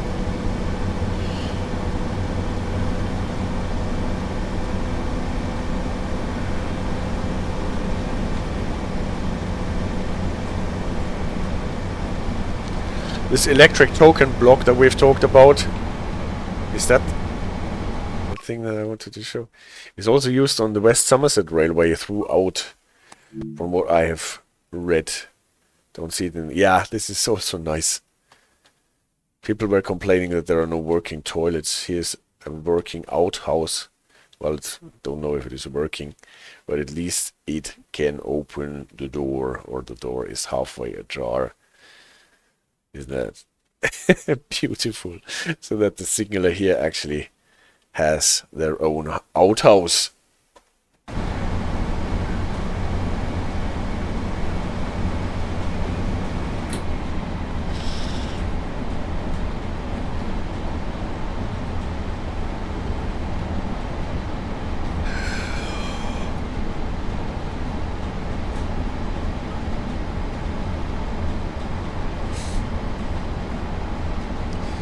See how they painted part of the bridge white so that you can see the signal properly.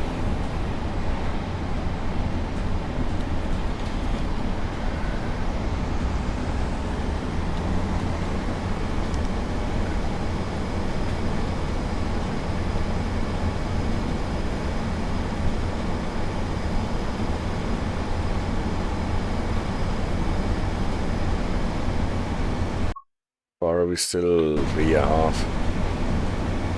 to Poulton?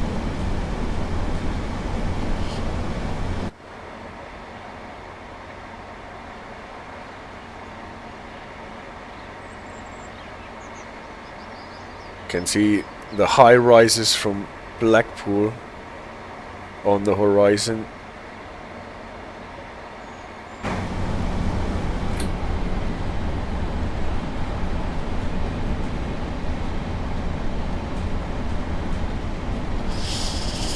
Distance signal is off.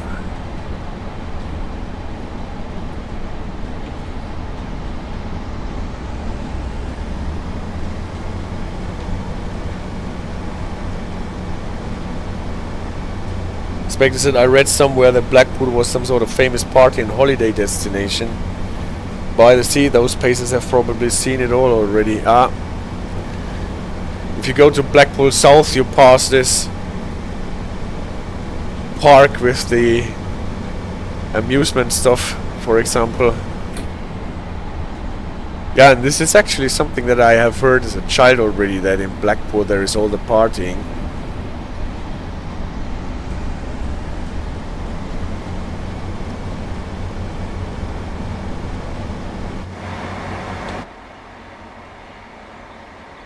Inspector says what happens in Blackpool stays in Blackpool. I guess it is true in many ways.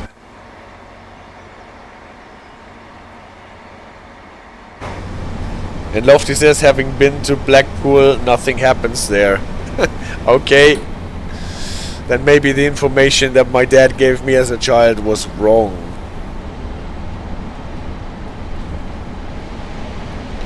Am I already slowing down? Yes. Now to Poulton-le-Fylde.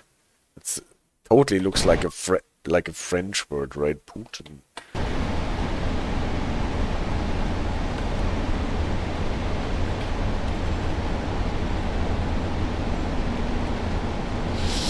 Lofty says it's very flashy, but there's nothing much in the way of actual entertainment, at least for me. I see.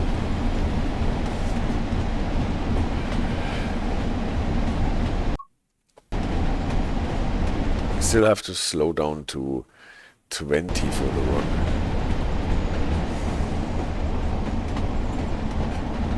Not everyone wants to gamble away their money and call it exciting. Oh, this is true.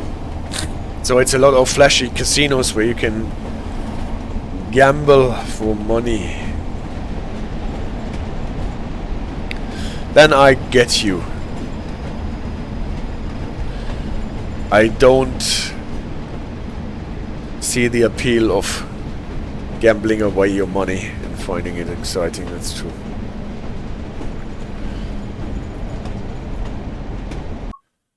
Yeah, looks good.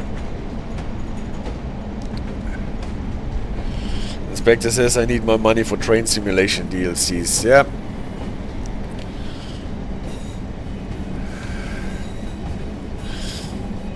I realized today that I'm getting close to the 100 DLC mark in Train Sim World.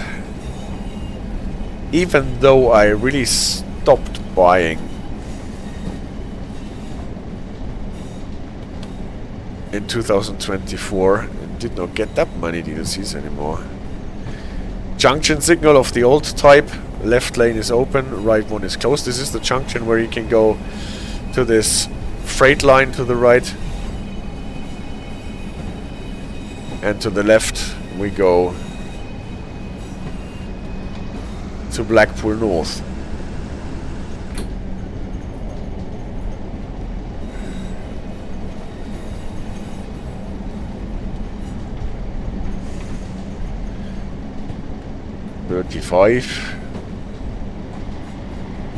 Signals are open. Orange one is coming from the opposite direction.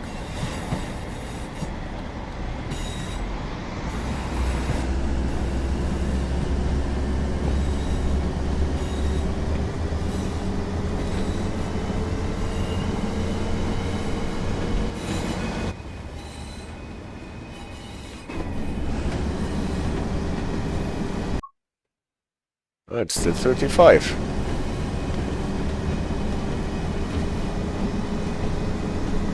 There's no way of denying.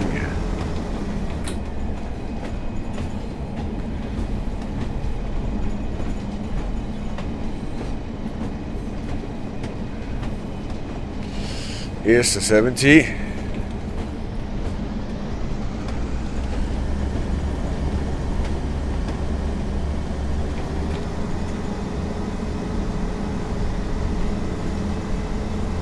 It's only 2 miles until we get to Blackpool North down Main. It's again a go via target. We're getting slowed down for an entry signal.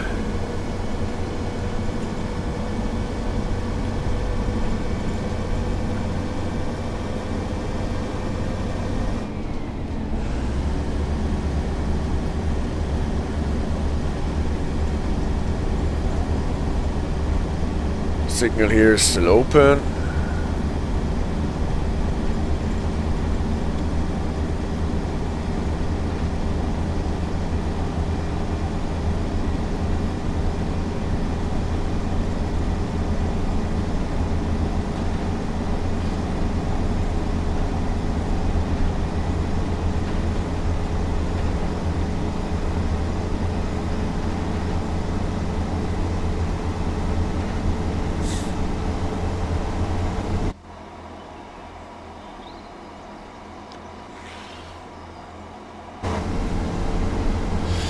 Now we're getting a caution signal that is on.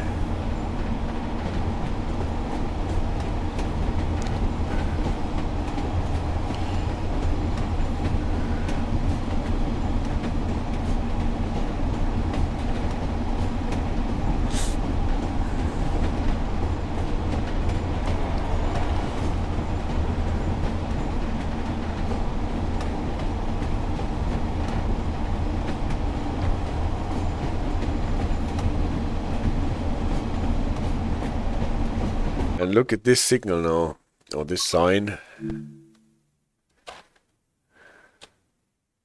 Ain't it cute? A yellow 15 on a black board with a yellow border.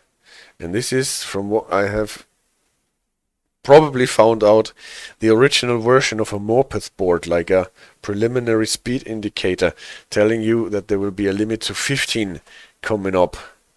And it hasn't been before the 80s, I think, that those boards have been replaced by those triangular ones that we know now with the yellow border, not the red border, triangular shaped, and that warn you about an incoming speed reduction sometimes, if it is deemed necessary to warn drivers about that.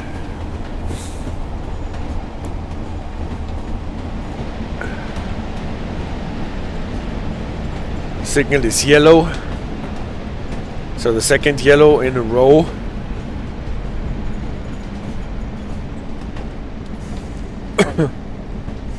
Maybe I should have slowed down a bit earlier, because this signal here may have been a red too.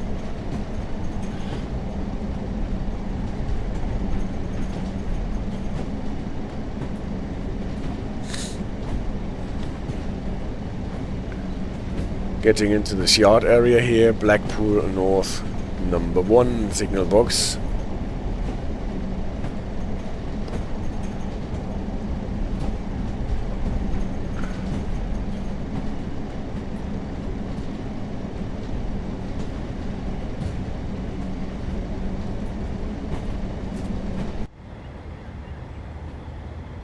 This tower here with what appears to be the Chinese flag on top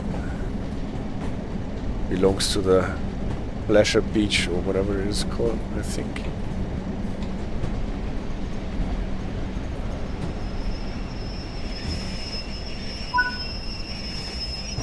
So, passing our go via. We finally get a green signal here. Slowed us down. Probably approach controlled. Or maybe, don't know. At least in the game it is.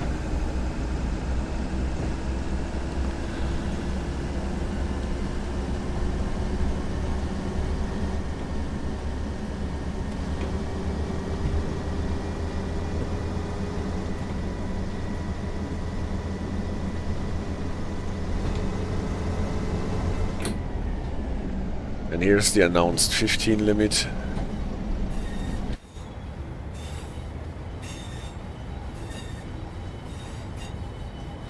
Blackpool FC is written on this wall.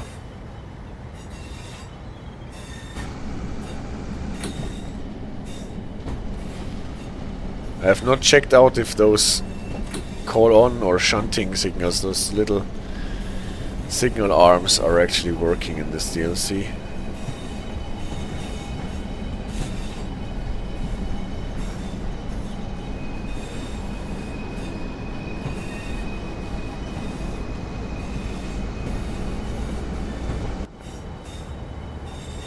A Gronk to the right, if I'm not mistaken.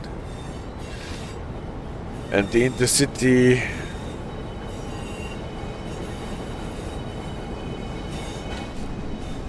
The 45 probably.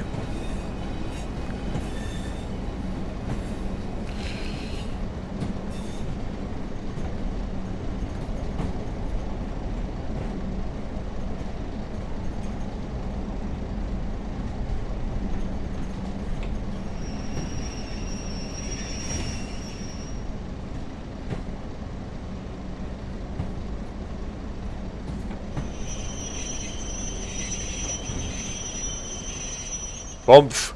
That was a harsh stop, but it gives us full points, 140.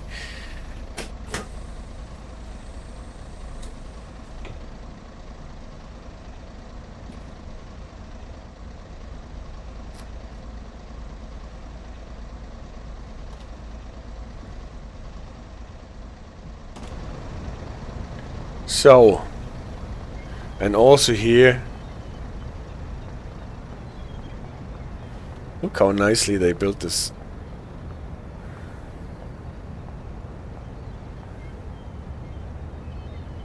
The station area. With those two guys discussing whose fault it is that they did not fix the roof and that they have the water in here now. Unattended luggage with an overturned car. Sisyphus, what all areas does this game let you go to, he asked. I tell you gladly, it actually covers this: Preston, Ormskirk, Blackpool South, Blackpool North, and this freight arm to the north. And from how far you can go from the stations, it's typically only a bit, but how far you can go there depends on the station in question. So here you can actually go around the station. No, you can't. You have to go the other way around. And Lofty says, I'll brush out. Thank you for staying with me for so long. Have a good time. Here is the door where you can actually enter this building here with the computers and even go on the second. Well, there is another collectible. This time I need to be careful because... Yes, you can have it. I don't care about those points. Preston World running.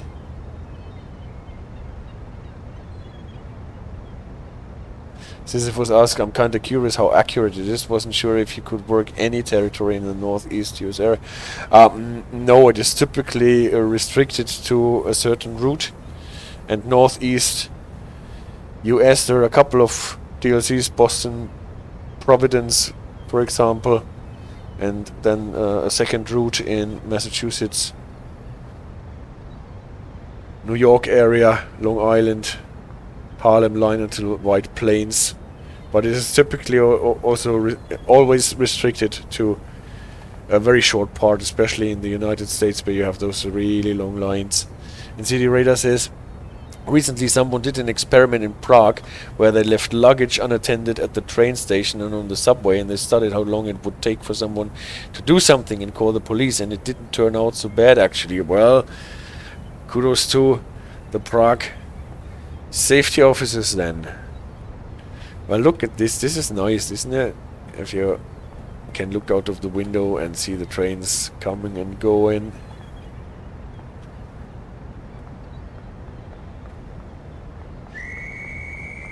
Yeah, did you hear the whistle? That was the AI guard for the intercity train that is just leaving here. Stop, stop, stop! Stop, stop, stop! Don't run away! I need to get on this train! Will I make it? Will I make it? I need to get on this train.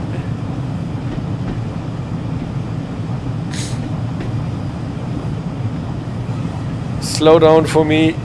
It doesn't. It does not. So, but now we know that running in Train Sim World is about 15 miles per hour. Whoosh, and the train is out. Passengers must not pass this point. Okay, but I am a driver. I can go on. Doesn't help me much though. Train is lost. Alright.